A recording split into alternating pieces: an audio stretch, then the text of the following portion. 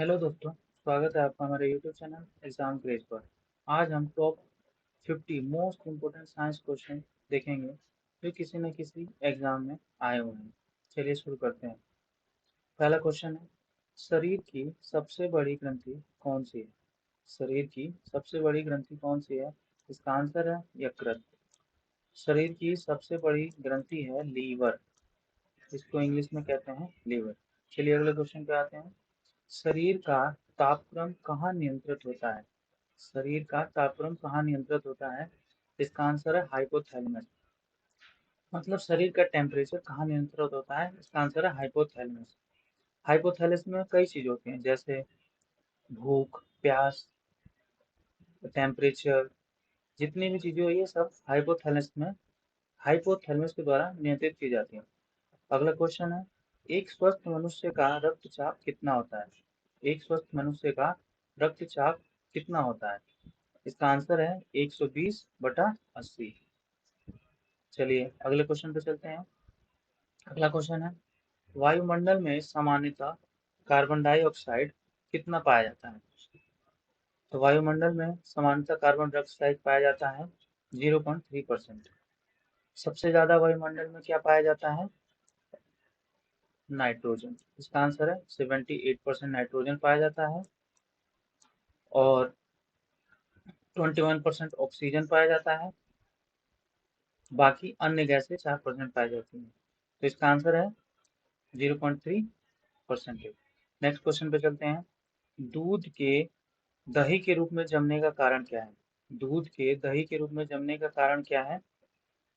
इसका आंसर है लैक्टोबैसिलस। इसका आंसर है लैक्टोबैसिलस। ये एक बैक्टीरिया होता है जिसके कारण दूध दही के रूप में जम जाता है। अगला क्वेश्चन है, निम्नलिखित में कौन सा रोग विषाणु के कारण होता है? निम्नलिखित में कौन सा रोग वायरस के कारण होता है? निम्न में से कौन सा रोग वायरस के कारण होता है? इसका आंसर है चेचक। चेचक को क्या कहते हैं? Chicken pox. ठीक है, अगला क्वेश्चन है। चलिए आगे बढ़ते हैं। अगला क्वेश्चन है, आलू का खाने योग्य भाग होता है। आलू का खाने योग्य भाग होता है, जो हम आलू बोते हैं, सबको मालूम है कि आलू जमीन में उगता है, तो उसमें कौन सा भाग हम खाते हैं? उसका आंसर है तना। आलू का हम तने वाला भाग खाते हैं। अगला क्वेश्चन है, निम्न में से कौन एक तना है? निम्न में से कौन एक तना है? इसका आंसर है आलू। अभी हमने पिछले क्वेश्चन में पढ़ा था। चलिए अगले क्वेश्चन पे चलते हैं। संसार का सबसे छोटा पुष्प कौन सा है?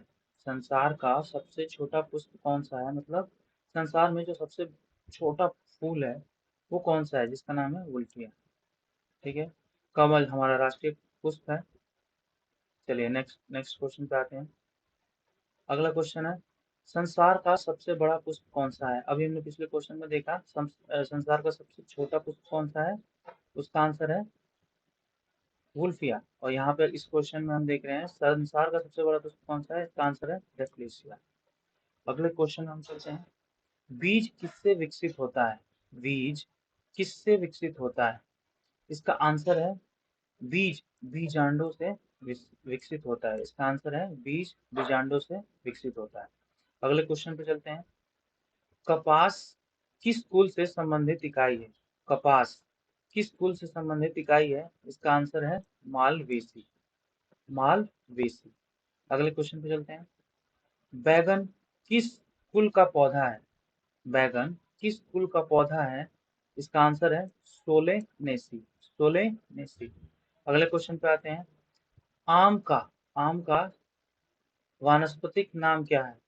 ये यहाँ पर ये क्वेश्चन गलत टाइप हो गया है। यहाँ क्वेश्चन ये है, आम का वैज्ञानिक नाम क्या है? आम का वैज्ञानिक नाम क्या है?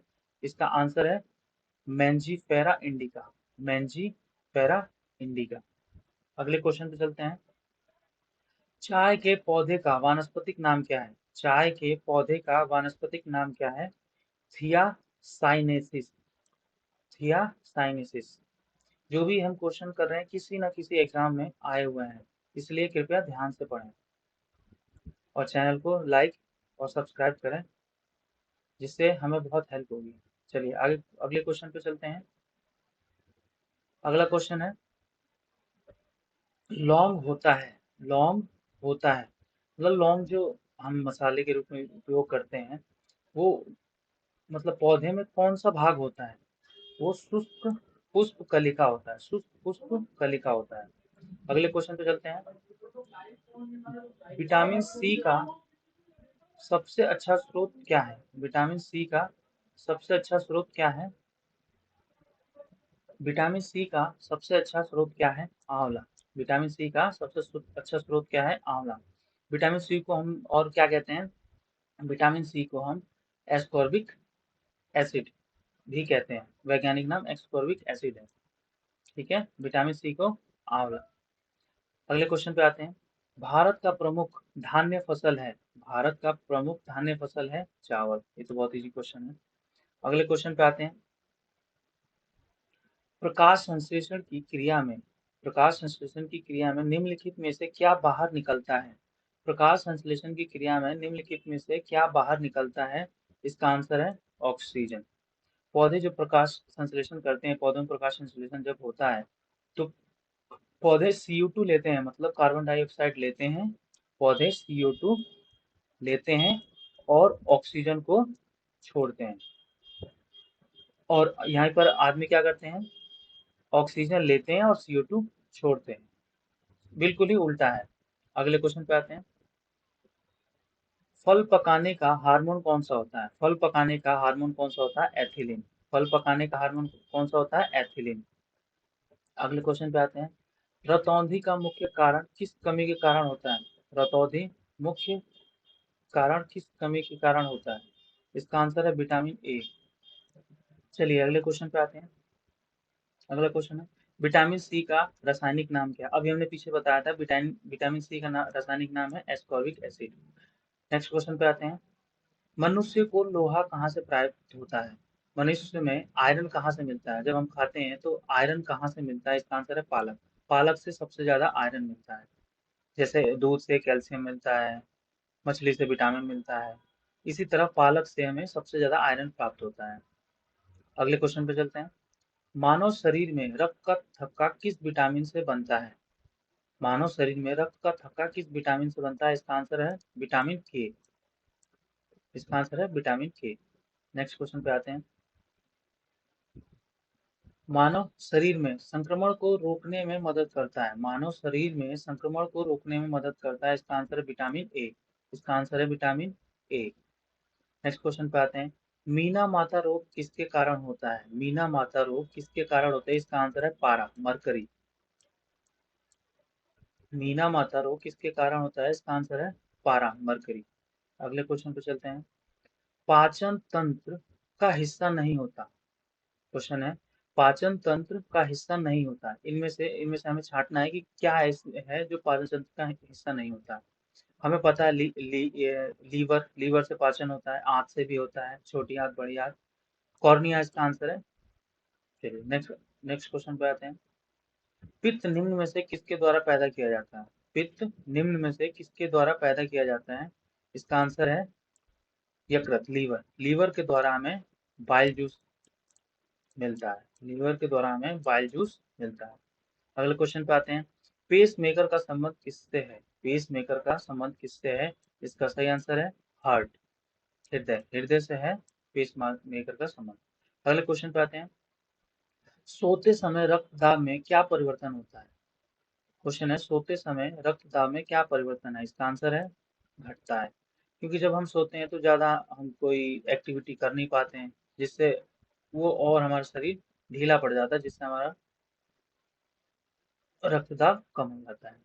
और अगर हम यही चीज दौड़ते हुए हैं या फिर कोई बड़ा काम कर रहे हो तो उस समय हमारा बढ़ जाता है। अगले क्वेश्चन पे आते हैं। मनुष्य के शरीर में हृदय को मनुष्य के शरीर में हृदय को एक बार धड़कने के लिए कितना समय लगता है? मनुष्य के शरीर में हृदय को धड़कने के लिए एक बार 0.8 सेकेंड है। ये आप ऐसे याद कर सकते हैं, नहीं तो हमें पता है कि 1 मिनट में 72 बार धड़कता है, तो उसको हम 60 से डिवाइड कर देंगे, आप समझ जाएंगे, वो आंसर आ जाएगा 0.8। तो ये इजी क्वेश्चन है। आगे बढ़ते हैं। मानव हृदय में कितने कोष्ठक होते हैं? मानव हृदय में कितने कोष्ठक है? मोस्ट इंपोर्टेंट क्वेश्चन है ये सब बहुत बार पूछता है, मछली का पूछता है, मेंढक का पूछता है। हम आगे क्वेश्चनों में देखेंगे। चलिए आगे बढ़ते हैं। रक्त का शुद्धिकरण कहाँ होता है? रक्त का शुद्धिकरण कहाँ होता है? इसका सही आंसर है किडनी। सही आंसर है इसका किडनी, क्योंकि किडनी में जाता है और शुद्धिकरण करके मूत्र के द्वारा बाहर निकल जाता है। अगले क्वेश्चन पे आते हैं। हीमोग्लोबिन में होता है, हीमोग्लोबिन में लोहा होता है। रक्त हमारा लाल क्यों होता है? रक्त हमारा लाल इस हीमोग्लोबिन की वजह से ही होता है। रक्त हमारा लाल हीमोग्लोबिन की वजह से होता है, और हीमोग्लोबिन में आयरन पाया जाता है। अगले क्वेश्चन पे आते हैं। मानव रक्त का पीएच मान होता है, मानव रक्त का पीएच मान होता है। इसका आंसर है 7.4। मतलब मानव रक्त जो हमारा होता है वह थोड़ा क्षारीय होता है। आगे बढ़ते हैं। अगला क्वेश्चन है। किस अम्ल के मांसपेशियों में जमा होने के कारण मनुष्य को थकान महसूस होती है? किस अम्ल के मांसपेशियों में जमा होने के कारण मनुष्य को थकान महसूस होती है? इसका आंसर सही आंसर है लैक्टिक एसिड, लैक्टिक अम्ल। चलिए आगे बढ़ते हैं। नेत्रदान में आंख का कौन सा भाग प्रयुक्त किया जाता है? आप सभी जानते हैं कोई बहुत अच्छे लोग होते हैं, कुछ ही लोग होते हैं जो अपना अंग दान करते हैं। तो आंख जो हम डोनेट करते हैं उसमें कौन सा हिस्सा डोनेट किया जाता है? इसका सही आंसर है कॉर्निया। चलिए आगे बढ़ते हैं।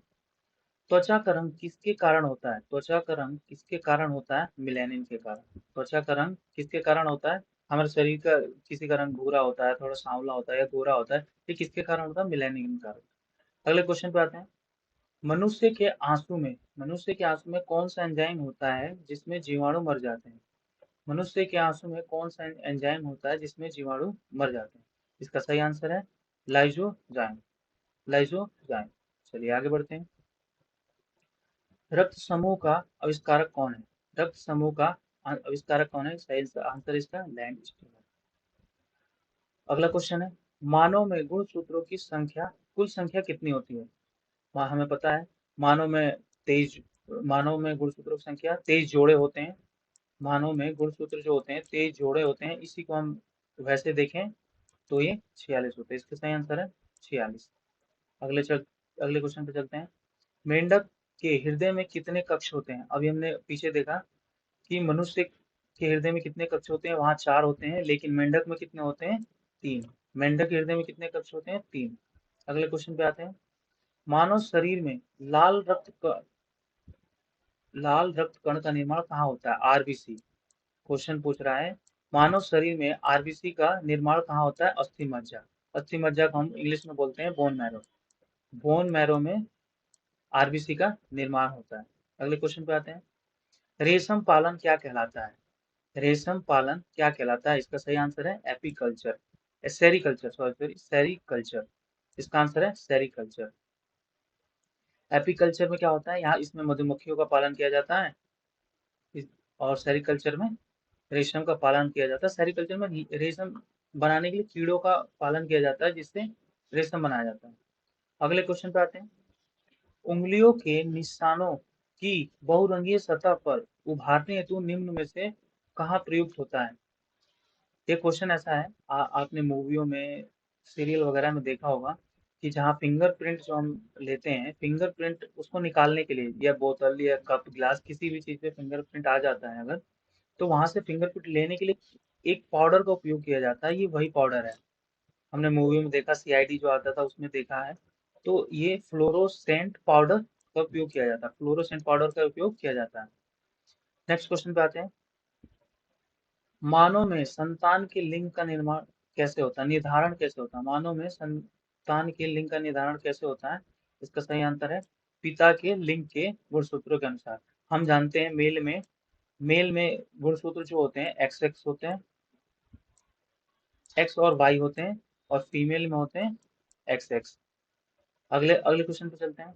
एड्स फैलता है, एड्स फैलता है, इसका आंसर है शारीरिक संपर्क से। आ, आप बेमतलब में डरा नहीं कीजिए, एड्स सिर्फ शारीरिक संपर्क से ही फैलता है। अगले क्वेश्चन पे चलते हैं। मनुष्य में पाचन क्रिया कहाँ प्रारंभ होती है? मनुष्य में पाचन क्रिया कहाँ प्रारंभ होती है? इसका आंसर है मुख। मनुष्य में जैसे हम खाना खाते हैं वहीं से हमारा पाचन शुरू हो जाता है।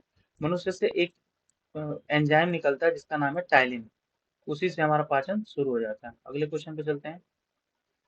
जिन बच्चों को सूर्य का प्रकाश नहीं मिलता, जिन बच्चों को सूर्य का प्रकाश नहीं मिलता वह रोगी होते हैं रिकेट्स के।